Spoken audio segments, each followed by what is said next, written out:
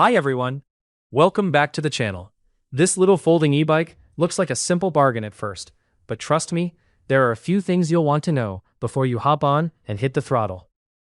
Today I'm taking a closer look at this compact folding electric bike, and I'm going to talk about what it's actually like to assemble, ride, store, and live with day to day. This is not one of those high-end electric bikes that feels like it came out of a premium bike shop. It's more of a budget-friendly, practical little electric ride that can be really useful if you go in with the right expectations. The first thing that stands out is the size and design. It has that small folding e-bike look, which makes it feel more manageable than a full-size electric bicycle. If you're looking at it for easy storage, that folding feature is a big part of the appeal. I can see this fitting well for someone who wants something they can keep in a smaller space, tuck away in a garage corner, or move around without feeling like they're wrestling a huge bike every time. Assembly is where things can be a little hit or miss. The bike itself is fairly straightforward once you understand how everything is supposed to go together, but the instructions are not the strongest part of the experience. They feel vague in places, especially around the front wheel, axle, and brake area. The included tools also don't feel very strong, so I'd honestly recommend having your own basic tools nearby if you can. It can save a lot of frustration. The brakes may also need some attention during setup. They can rub at first, and getting them adjusted perfectly is not always as simple as turning one screw and being done. Some parts look like they should be adjustable, but don't really move easily. So if you're not comfortable making small brake adjustments, this might be one of those bikes where you take your time, go slowly, and double-check everything before your first real ride. Once it's assembled and adjusted, the riding experience is actually where the bike starts making more sense. It has good power, especially for something in this budget range. The throttle response can be stronger than expected, so I would definitely not recommend jumping on it in a crowded area for the first ride.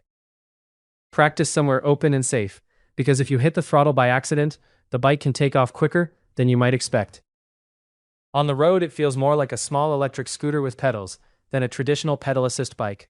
The pedal assist is there, but in real use, the pedals are not the main reason I'd buy this. The gearing is pretty limited, so pedaling doesn't feel as useful as it would on a bike with more gear options. If the battery dies, sure, the pedals can help you get moving, but for regular riding, the electric power is really the point of this thing. Speed-wise, it has enough power to get moving comfortably down city streets and paved bike paths. It's been described in the low to mid 20 miles per hour range, around 22 to 25 miles per hour, which is plenty for short commutes or cruising around a neighborhood. Again, this is why practicing first matters. It's small, but it doesn't feel powerless. Battery performance is pretty solid for light use.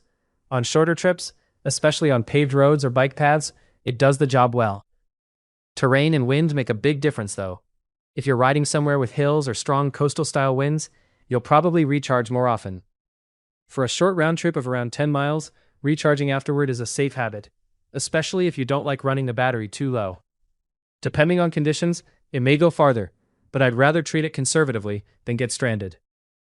Comfort is better than I expected from a small folding e-bike. The seat itself feels comfortable enough for casual riding. But the seat clamp is something you absolutely need to check. If it's not tightened properly, the seat can slide while you ride, and that gets annoying fast.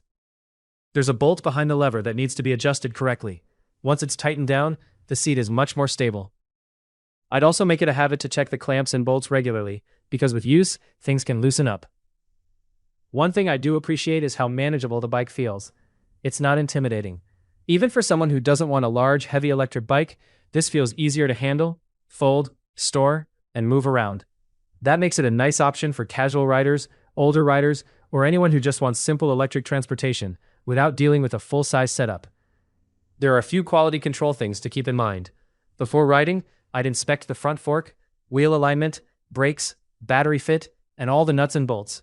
The battery locking mechanism may not line up perfectly on every unit, and if it rattles, that's something you'll notice while riding.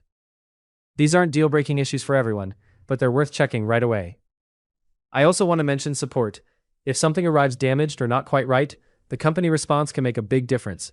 A quick replacement or fast communication really helps, especially with a budget e-bike where you don't want to be stuck troubleshooting alone.